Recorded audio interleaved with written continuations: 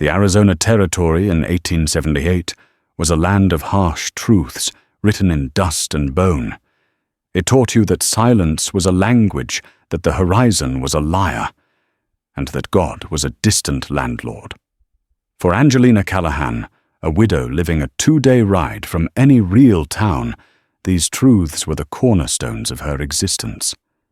She thought she understood the brutal calculus of survival in this land until a storm broke not from the sky, but from the blood-soaked earth at her doorstep.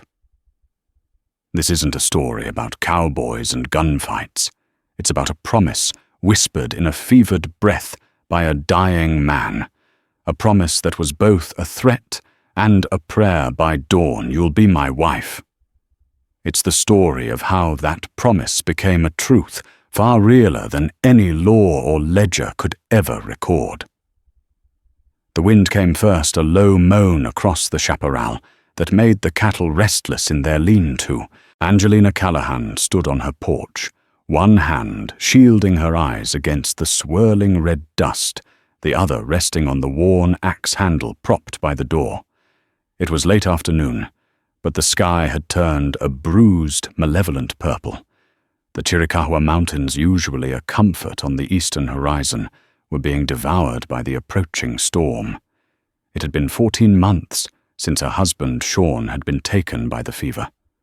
14 months of silence, punctuated only by the lowing of her 24 cattle, the caw of crows, and the ceaseless, scouring wind. The silence had been a predator, at first stalking the edges of her small cabin, but Angelina had learned to domesticate it. She had learned to fill the quiet with the rhythm of her work, mending fences, tending her small garden, cleaning Sean's rifle, until the metal gleamed with a life its owner no longer possessed. Her nearest neighbor was a day's ride away. The town of Dust Devil Creek was 2. She was an island in a sea of unforgiving land, and she had made her peace with that. The first drops of rain were fat and cold, striking the parched earth with a sizzle. They smelled of ozone and damp creosote. Within minutes, the deluge began. It was a biblical rage, a torrent that turned her dusty yard into a churning river of mud and threatened to rip the shingles from her roof. She secured the door with the heavy crossbar, lit a lantern that cast flickering shadows against the log walls, and settled in to wait.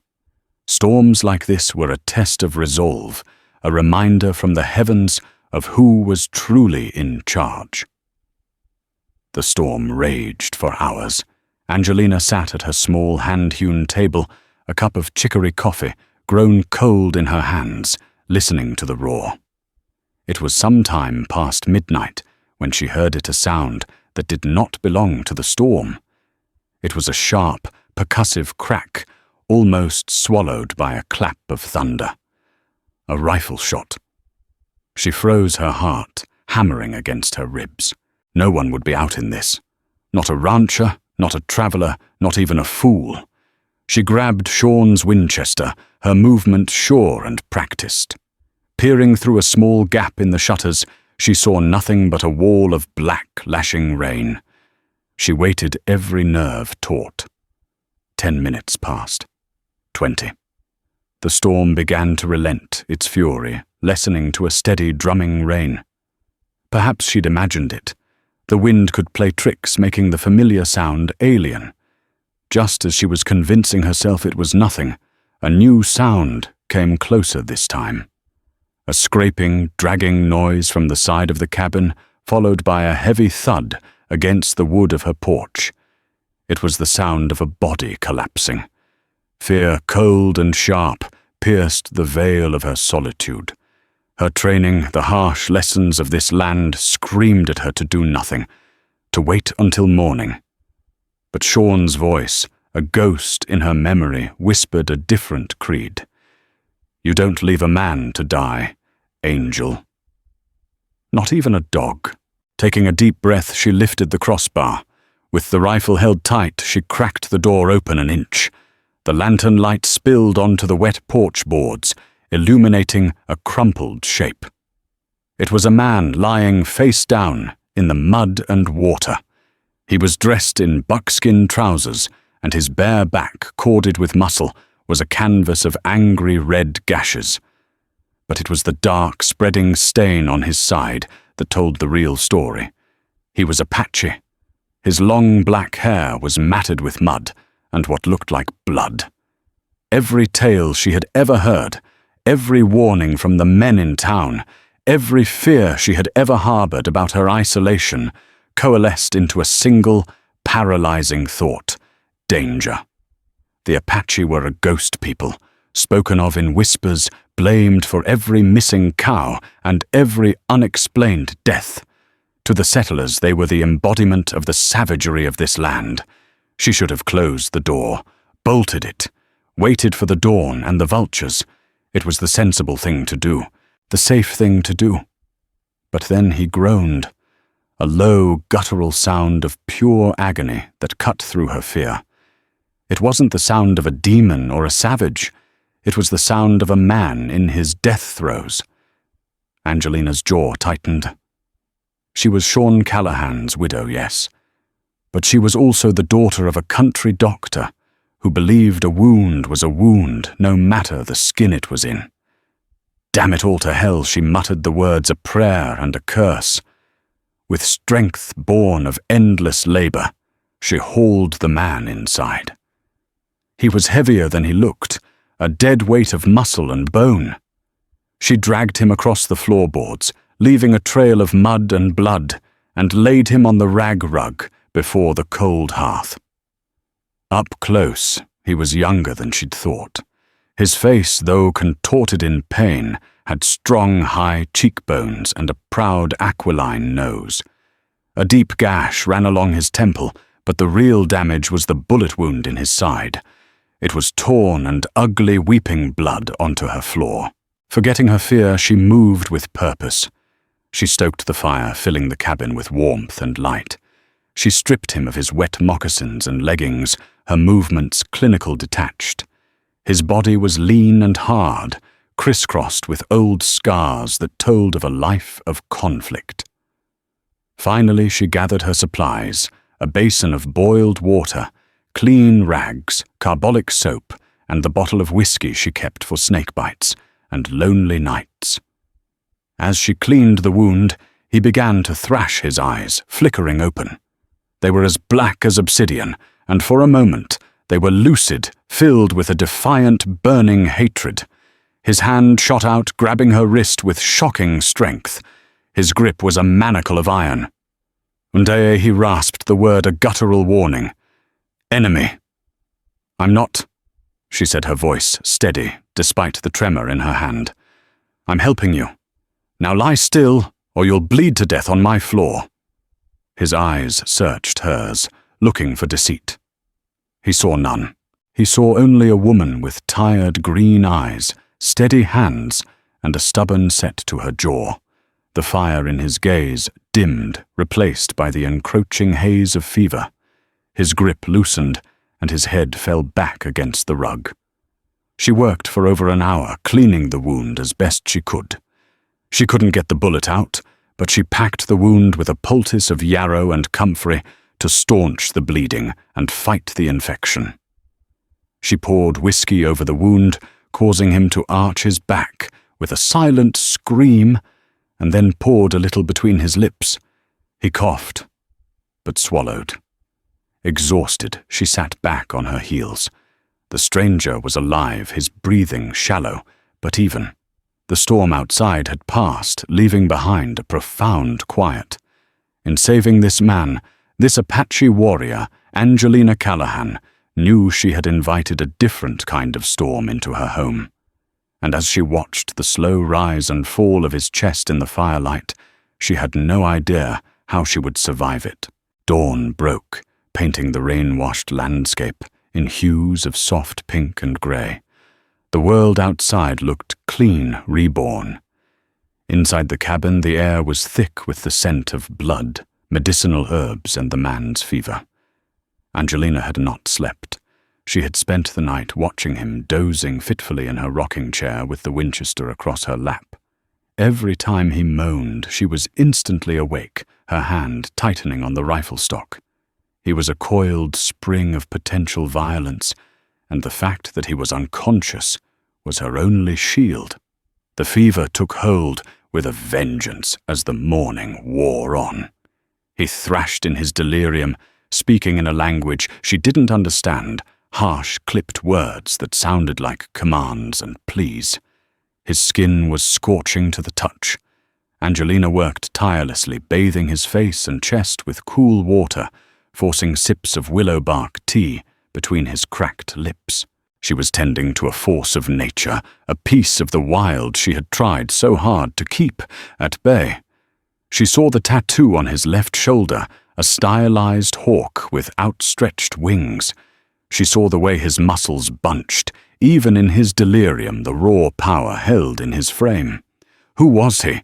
Who had shot him? And more importantly, who would come looking for him? His people, or the men who had put a bullet in his side? Either way, she was caught in the middle.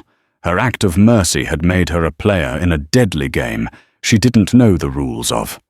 For 2 days, he drifted on the fever's tide. Angelina's life narrowed to the confines of the cabin and the needs of the wounded man.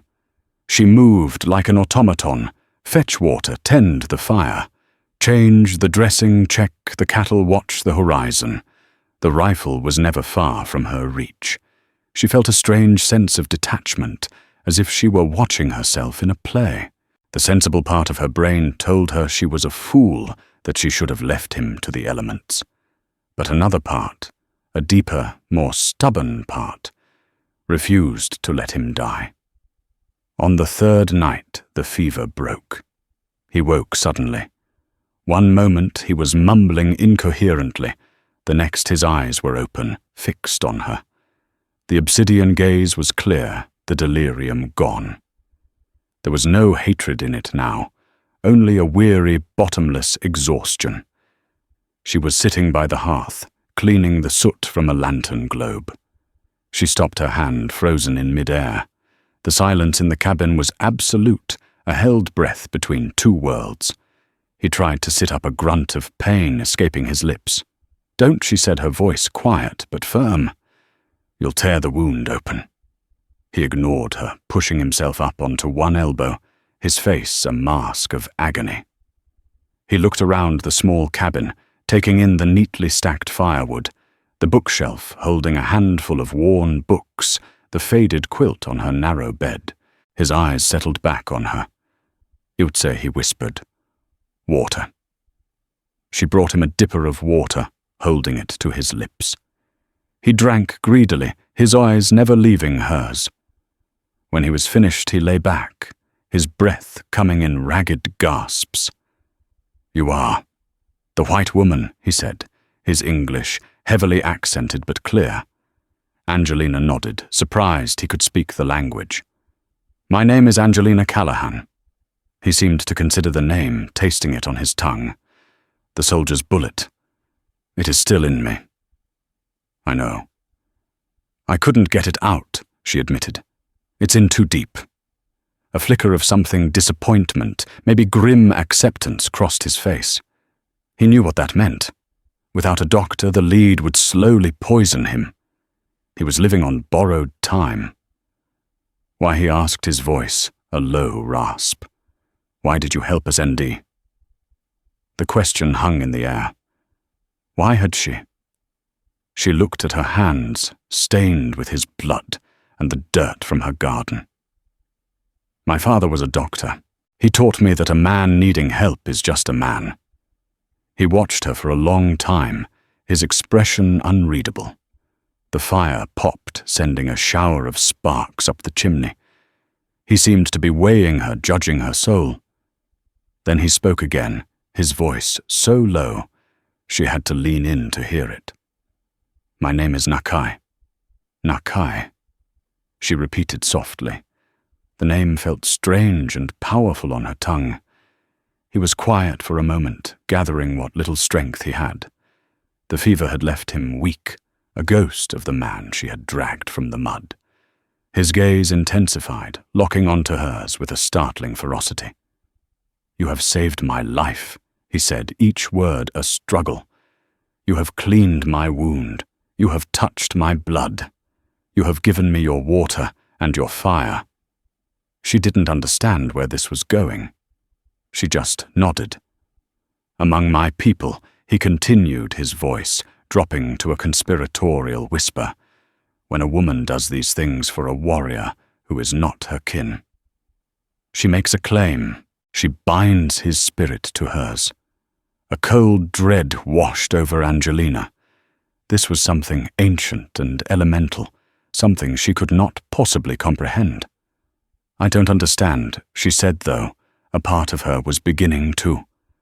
His dark eyes held hers, a captive audience to his next words. He reached out his fingers, brushing the back of her hand. His touch was hot, a stark contrast to the cool night air. "You have bound me, Angelina Callahan." He whispered the name, a strange intimacy on his lips. "The debt is owed. By dawn you'll be my wife." The word struck her with the force of a physical blow. It wasn't a proposal. It wasn't a romantic declaration. It sounded like a verdict, a sentence handed down by a culture she knew nothing about. Was it a threat? Was he in his weakness trying to claim her, to control her? Or was it something else, entirely? The look in his eyes wasn't one of lust or dominance. It was one of grave, absolute seriousness. She snatched her hand back as if burned. "No, that's insane! I saved your life. That's all." "It is never all," he rasped, a faint, grim smile touching his lips before he winced in pain. "You have chosen. Now we will face what comes." He closed his eyes, his strength spent, and drifted back into an exhausted sleep, leaving Angelina alone in the firelight with his terrifying, incomprehensible vow hanging in the air. By dawn she would be his wife. The sun was only hours away, and Angelina Callahan had never felt more like a prisoner in her own home. The sun rose on a world that felt fundamentally altered. Angelina stood on her porch, watching the light spill over the mountains, and the Apache's words echoed in her mind. "By dawn you'll be my wife." It was absurd. She was the widow of Sean Callahan. She was a white woman, a settler. This was her land, her home. Yet when she went back inside, she could not bring herself to treat Nakai as a threat. His pronouncement, as terrifying as it had been, felt less like a claim of ownership and more like a statement of fact from his perspective. He was weak, his life hanging by a thread, and in his world she had forged a bond that could not be ignored. For the next few days, an uneasy truce settled over the cabin. Nakai remained too weak to move much, but his fever was gone, and the clarity had returned to his eyes. He watched her constantly. He watched the way she kneaded dough, her hands strong and capable. He watched the way she mended a tear in her dress, her stitches small and even. He watched her as she read from one of her worn books by the firelight, her voice a low murmur. Conversation was sparse and halting. He asked for nothing, but she brought him broth and water, and he accepted them with a quiet nod that was both gratitude and acknowledgement of his dependence. One afternoon, she was cleaning Sean's Winchester, the familiar ritual, a comfort. "The man who taught you to use that," Nakai said from his palate. "He was your husband." It wasn't a question. Angelina paused, her rag stilling on the barrel. "Yes. His name was Sean. He died last year." "He taught you well," Nakai observed. "You move like a hunter, not a homesteader." "This land makes hunters of us all," she replied, not looking at him. Another day, he watched her struggle to rehang the heavy shutter. The storm had loosened. After a moment, he spoke. "The rope is frayed. Use a strip of hide. It will hold against the wind." She looked from the rope to him, surprised. She had a few spare leather strips she used for mending tack. Following his instruction, she fashioned a new hinge. It was stronger, more secure. It was a small thing, but it was the first crack in the wall between them. He understood this land in a way she never would. He was a part of it. She was merely a tenant. The real test of their fragile alliance came a week after the storm. A rider was approaching. Angelina saw the dust cloud from miles away. Her heart leaped into her throat. She ran inside. Nakai was already trying to sit up his hand, instinctively going to his side, where a knife would normally be. "Stay down," she hissed, grabbing the Winchester. "Get under that blanket, and don't make a sound." For a moment, defiance flashed in his eyes. He was a warrior, not a coward to be hidden under a blanket. But he saw the sheer panic on her face, and he understood. For her to be caught with him would be a death sentence for them both. He nodded grimly and slid under the coarse wool blanket she threw over him, becoming a motionless lump on the floor. Angelina smoothed her dress, tucked a stray strand of hair behind her ear, and stepped onto the porch, her expression carefully neutral. The rider was Sheriff Corbin Bell from Dust Devil Creek. He was a tall, gaunt man with pale, watchful eyes and a drooping mustache that did little to hide the permanent sneer on his lips. He was the law, but he wore it like an executioner's hood. "Afternoon, Mrs. Callahan," he said, reining in his horse. He didn't dismount. He surveyed her small homestead with a critical eye, as if assessing its value for auction. "Sheriff," she replied, her voice steady. "What brings you all the way out here, duty, ma'am?" "Always duty." His eyes scanned the cabin, the lean-to the horizon. "There was a skirmish up near the canyon pass a week or so back. My posse and I ran into a small band of Chiricahua renegades.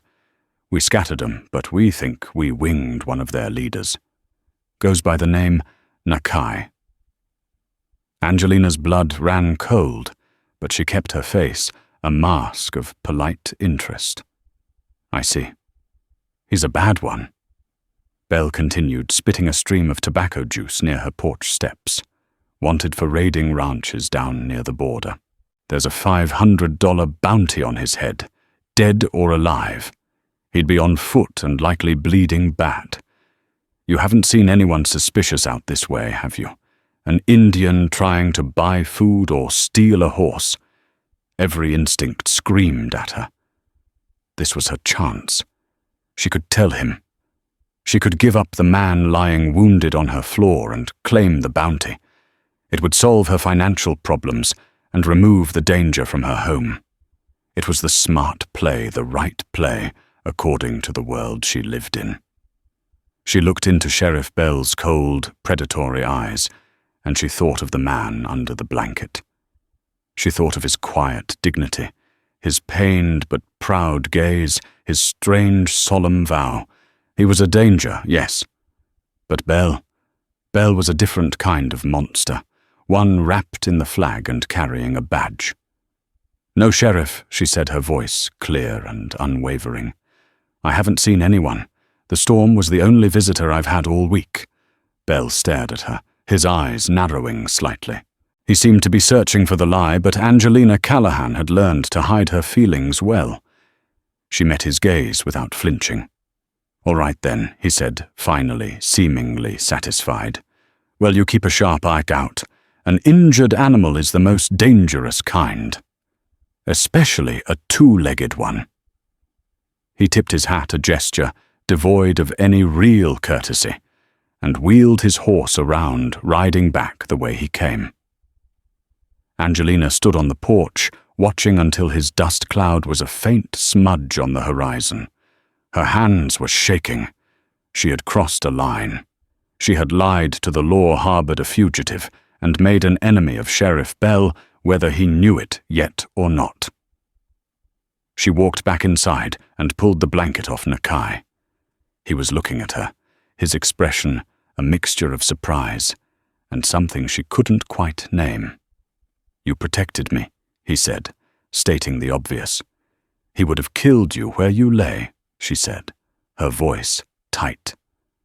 "And probably me, too, for helping you. "You are a strange woman, Angelina Callahan," he said softly. "Just don't make me regret it." She snapped the adrenaline, leaving her angry and frayed.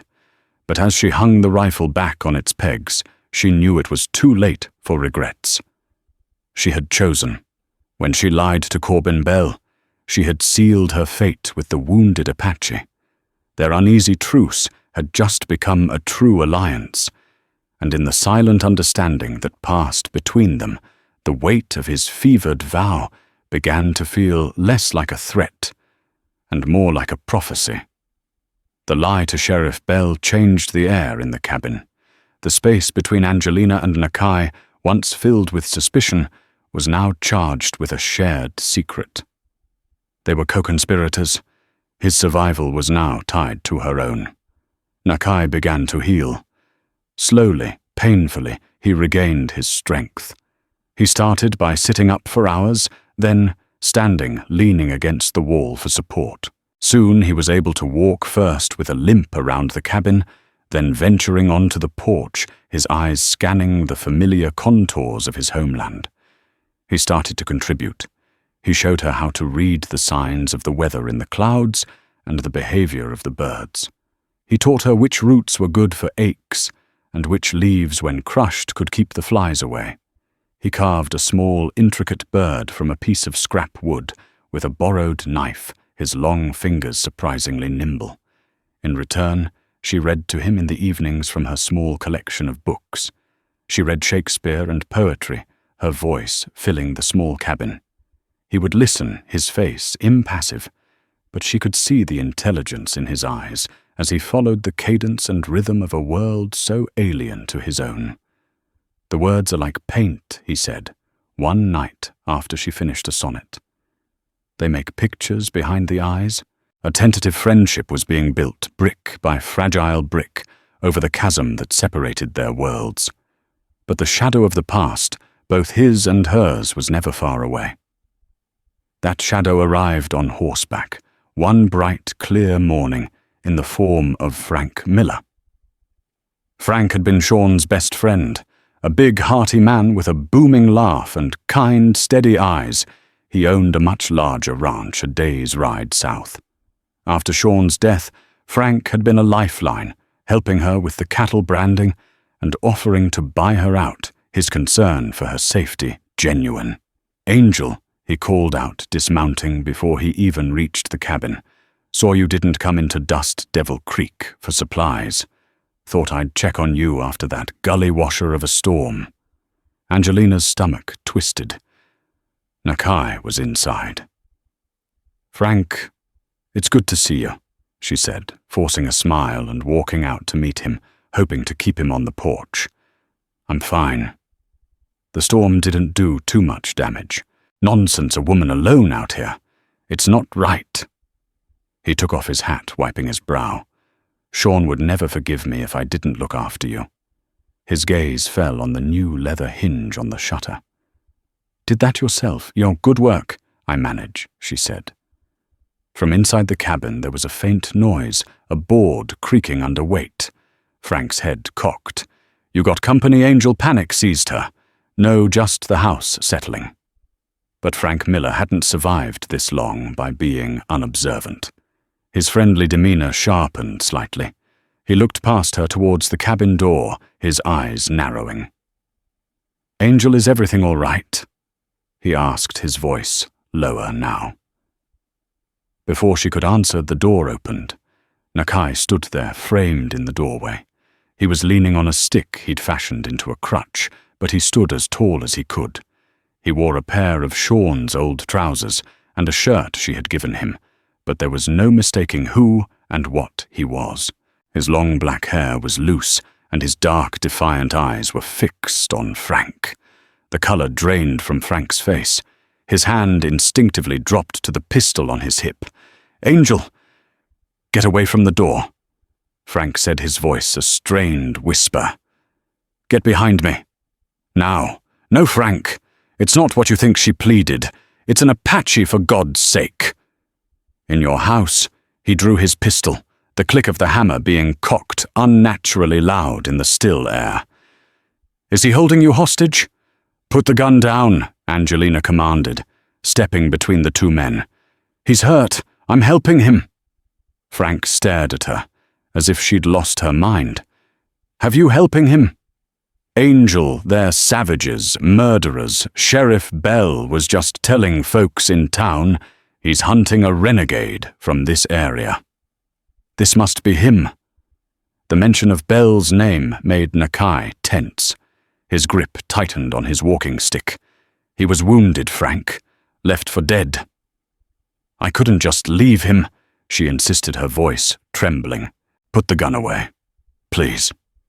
Frank looked from her desperate face to Nakai's proud, unyielding one. He saw the way the Apache stood in the doorway of Sean Callahan's house. He saw the way Angelina stood in front of the warrior protecting him. A terrible, painful conclusion formed in his mind. What's going on here, Angel? He asked, the warmth gone from his voice, replaced by a cold, bitter hurt. What have you done? I've survived, she shot back. Something you and everyone else seem to think I can't do on my own. The confrontation was broken by Nakai speaking, his voice calm and steady, directed at Angelina, but meant for Frank. This man was your husband's friend. He sees only the ghost of his friend. He does not see you. The words and the possessive, knowing way Nakai spoke to her were the final straw for Frank. He looked utterly betrayed. I see I'm not wanted here, he said, his voice thick with emotion. He holstered his pistol, but the trust between them was shattered. I've been worried sick about you, Angel, trying to honor Sean's memory by looking out for you. But this is a desecration. He climbed back on his horse, his movements stiff with anger and disillusionment. Don't expect any more help from me. And when Sheriff Bell finds out about this, and he will, don't say I didn't warn you. He rode off without a backward glance, leaving a cloud of dust and a terrible silence in his wake. Angelina felt a profound sense of loss. Frank had been her last link to her old life, to Sean. Now that link was broken. She turned to Nakai, her eyes flashing with anger and fear. Now look what you've done, she said, her voice shaking. Nakai's expression was grim. He would have done the same if he found me alone. He would have put a bullet in me for the bounty. You know this. He took a painful step towards her. He is your past. I am your present. That night, the mood in the cabin was somber. The fragile peace had been shattered. Angelina knew Frank in his hurt, and anger was a liability. He might go straight to Sheriff Bell. Why were they hunting you? She asked, breaking the long silence. Bell said you were a raider. Nakai stared into the fire, his face etched with shadows. He lies. My people do not raid the white ranches. We trade. We try to live in peace on the land the government has not yet stolen. He paused, his jaw tight. I was ambushed, not just by the soldiers, by my own blood. He told her of his cousin Yiska, a man who burned with ambition and hatred for the white settlers. Yiska wanted to be war chief. He believed Nakai's talk of peace and trade was a weakness. Yiska told the soldiers where my small band would be camped. Nakai said, his voice laced with the bitterness of betrayal. He promised them a chief. He thought they would kill me, and he would take my place. But I ran. They shot me, but I did not fall where they could find me. I ran until the storm and your light saved me. Angelina listened, her own sense of betrayal by Frank, paling in comparison to Nakai's story. They were two people from different worlds, yet they were both adrift, cast out by those they had trusted. She looked at him, truly looked at him, not as an Apache or a fugitive or a threat, but as a man who had been betrayed, wounded, and had woken up in the home of his enemy, only to place his life in her hands. His fevered vow came back to her, no longer sounding insane, but filled with a strange, prescient logic. He had bound himself to her because he had no one else, and now, by protecting him, she had bound herself to him, severing her ties to her own world. Frank Miller's departure hadn't been an end. It had been a final, irrevocable beginning. The shadow of the past had been banished, but the hunt was about to begin in earnest. Frank Miller, true to his wounded pride, did not ride directly to Sheriff Bell. He was a good man at heart, and the thought of sending a posse to Angel's Door sat ill with him, no matter his anger.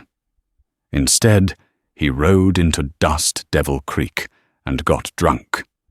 In the dim, smoky confines of the saloon, his tongue loosened by whiskey and betrayal, he spoke vaguely of Angel having lost her mind and taken in a viper. He didn't name names or give details, but in a town as small and hungry for gossip as Dust Devil Creek, it was more than enough. The whispers reached the ears of Mrs. Gable, the town's foremost purveyor of rumor, who promptly recalled seeing smoke rising from the Callahan chimney at odd hours. She mentioned this to the general store owner, who mentioned it to one of Sheriff Bell's deputies. Within a day, the scattered pieces of gossip had been assembled by Bell into a coherent and damning picture. Sheriff Bell wasn't a man who believed in coincidence. The renegade leader he'd wounded disappears in a storm, and a week later, the isolated Callahan widow, who never has visitors, suddenly has her old friend in a lather about a viper in her house. The hunt was on. Back at the homestead, an unspoken urgency had taken hold. Angelina and Nakai worked together like a well-oiled machine, their movements economical and purposeful. They were no longer just a woman and her patient. They were a garrison of two preparing for a siege. Nakai, now able to move with a grim determination despite the fire in his side, was in his element. He was a warrior preparing his ground. "The house is a trap," he stated one afternoon, his eyes scanning the surrounding terrain. Too many windows. No escape. He led her outside, pointing. "The creek bed to the west. It is deep. It will give cover to the trees. The rocks on the ridge to the south. A man can see everything from there, but he is exposed to the sky." He was mapping the battlefield, seeing things she had only ever seen as landscape.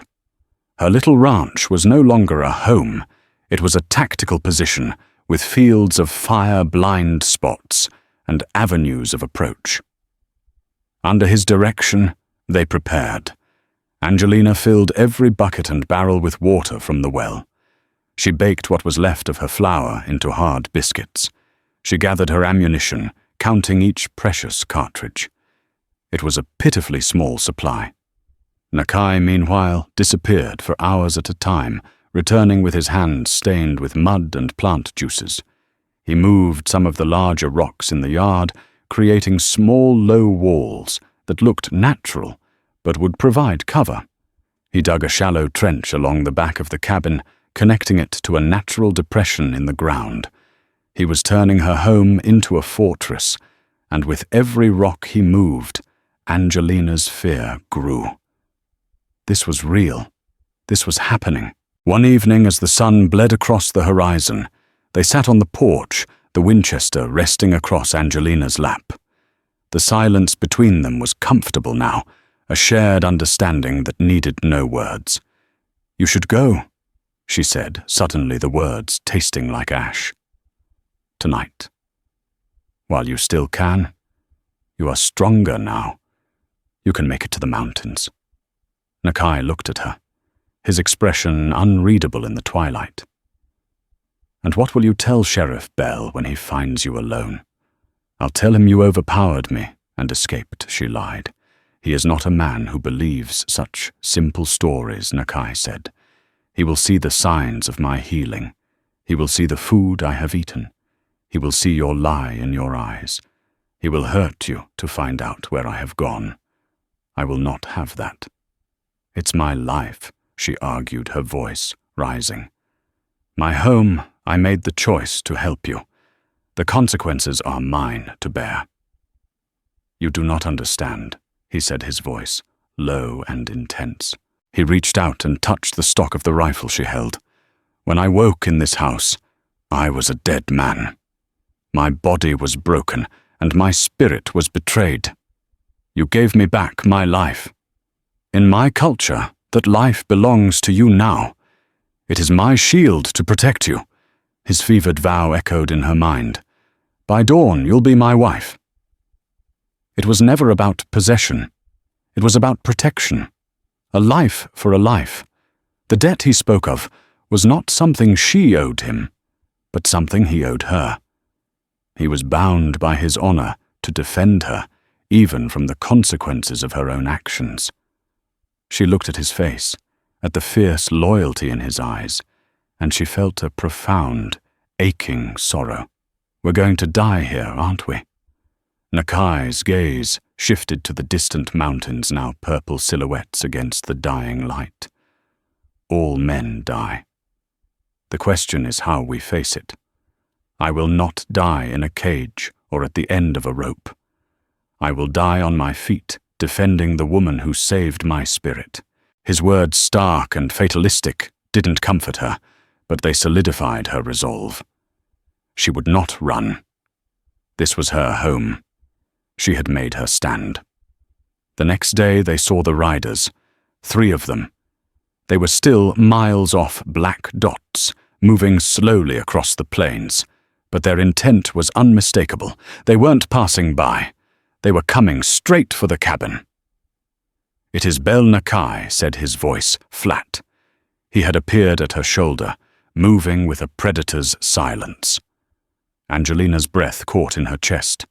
The time for preparation was over. She ran inside, Nakai following. He grabbed the heavy table and with a grunt of pain shoved it against the door. He checked the position of a small mirror shard he'd placed to watch the back of the cabin without being seen. Angelina went to the window, pulling the shutter so only a thin crack remained. She pushed the rifle through the cold metal, a comfort against her cheek. She could see them clearer now. Sheriff Bell was in the lead, flanked by 2 men she recognized as deputies from town. The hunt had closed in. The world shrank to the size of her small homestead. Outside was the law, the bounty, and a brutal death. Inside was a wounded Apache warrior and a stubborn widow bound by a promise made in the depths of a fever. The riders kept coming, and with each beat of their horses' hooves against the dry earth, Angelina could hear the drumming of her own heart, counting down the last moments of her quiet life. "Stay away from the windows," Nakai commanded, his voice a low growl. "He will want to see us, to know who is here. Do not give him that." Angelina backed away from the shutter, her heart pounding, a frantic rhythm against her ribs. The 3 riders had stopped about 200 yards from the cabin, just outside of easy pistol range. They sat on their horses, a silent, menacing trinity against the vast, indifferent sky. Angelina Callahan. Sheriff Bell's voice boomed across the yard, thin and sharp in the dry air. "I know you're in there, and I know you're not alone. Send out the Apache renegade now, and I'll speak to the judge on your behalf." Angelina looked at Nakai.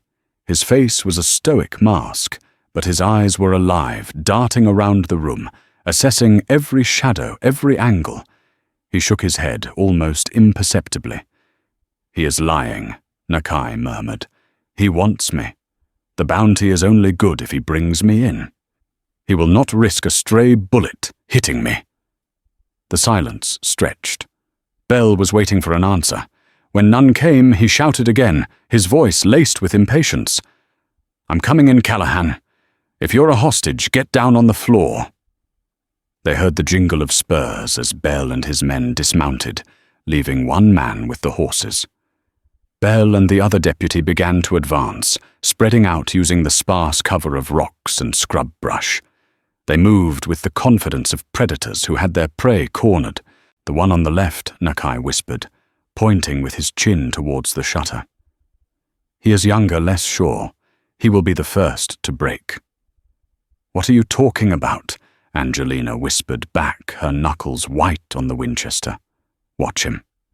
When the shooting starts, he will look for the deepest cover. That is when he is vulnerable." The idea of shooting at a man, a deputy she'd seen in town, made her feel sick, but the cold resolve in Nakai's voice was contagious. This was not about right and wrong anymore. It was about living and dying. Belle and the deputy reached the small stone wall of her garden. They were close now. Too close. "Last chance, Callahan," Belle yelled. Nakai gave her a sharp nod. "Now." Angelina took a deep breath, aimed the Winchester, not at the men, but at the ground, a few feet in front of them, and fired. The explosion of the rifle inside the cabin was deafening. Splinters flew from the shutter. Outside, the bullet kicked up a puff of dirt, and both men instantly dropped to the ground. The siege had begun. "Reload," Nakai said calmly, as if they were practicing. He had Sean's old six-shooter, holding it with a steady hand. A shot rang out from outside, then another. A bullet punched through the wall near the fireplace with a loud crack, showering the floor with wood chips. Another shattered the glass of the last intact window pane. They were trapped, trading shots from cover. Belle and his deputy were pinned behind the garden wall, and Angelina and Nakai were pinned in the cabin. It was a stalemate, but one they couldn't afford. They had limited ammunition and no hope of rescue. Belle had all the time in the world. Hours passed. The sun climbed high, beating down on the small cabin, turning it into an oven. They rationed their water, their mouths dry with fear and dust. The deputies would fire periodically, just to keep their heads down. "They will wait for night," Nakai said, his voice raspy. "They will try to burn us out." Angelina knew he was right.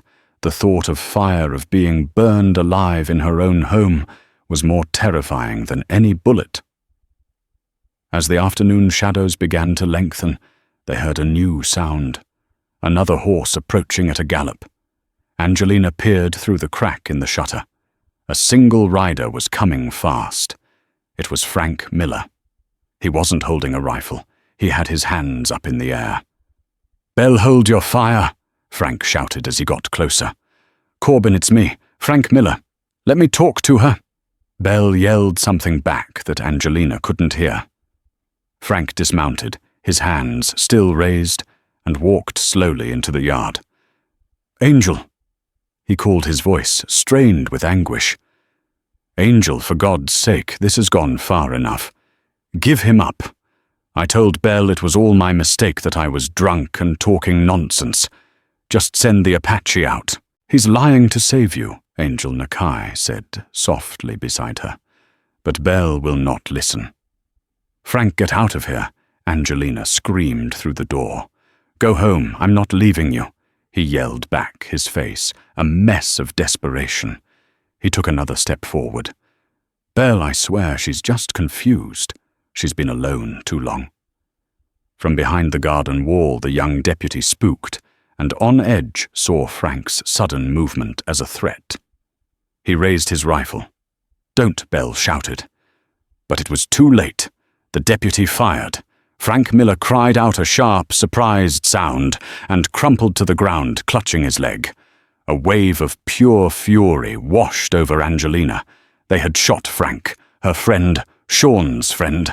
All her fear burned away, replaced by a cold, hard rage. She shoved the Winchester through the shutter, took aim, and fired.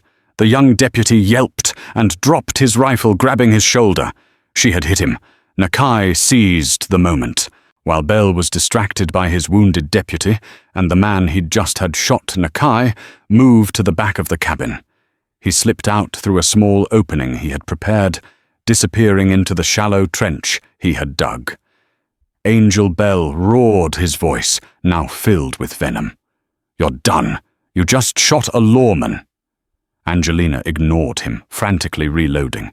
But then a new series of shots erupted, not from the front, but from the side, from the rocks on the ridge to the south. It was Nakai.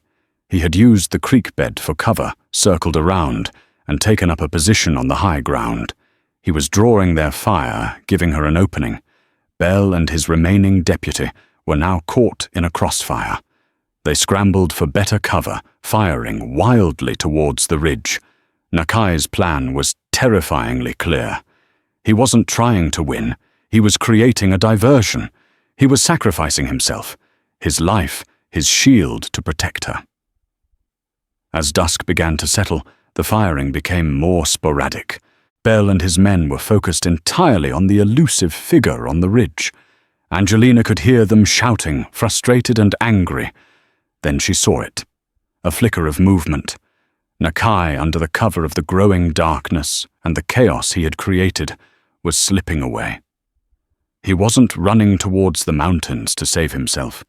He was running deeper into the plains, drawing the posse after him, leading them away from her. Away from the cabin. Away from the woman he had sworn to protect. Suddenly Bel's voice cut through the air again, but it was distant now, farther away. "He's on the move. After him. Forget the woman. The bounty is getting away."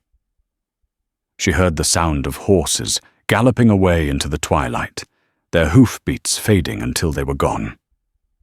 Silence descended, a profound ringing silence broken only by the low groans of Frank Miller lying wounded in her yard. The siege was over.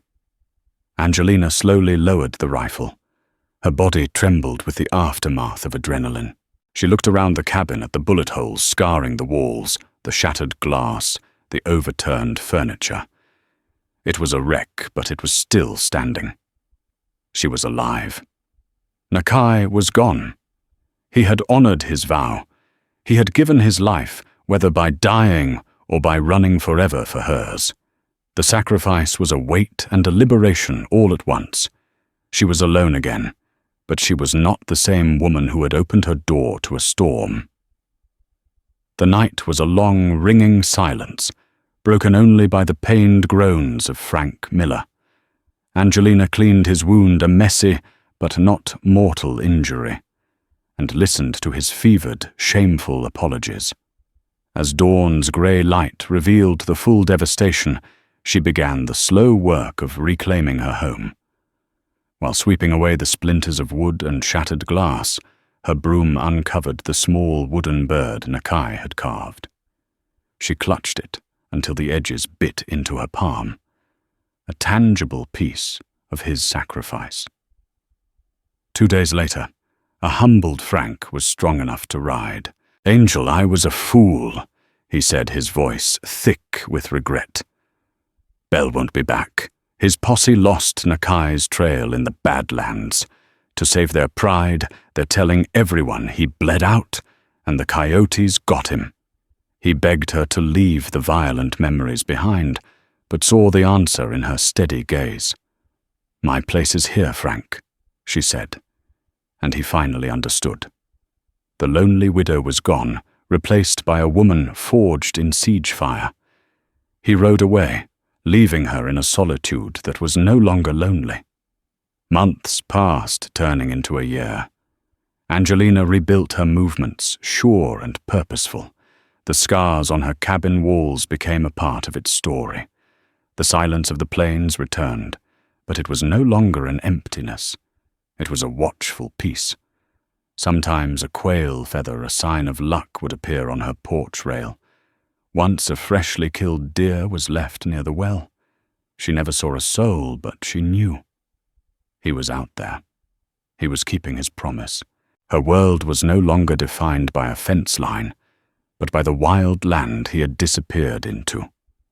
One morning, as the sun crested the Chiricahua Mountains, she stood on her porch, watching the light spill across the land.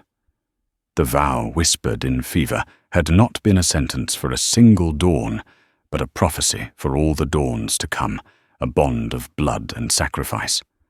Holding the small wooden bird in her pocket, she knew she was not waiting for an ending. She was living the beginning.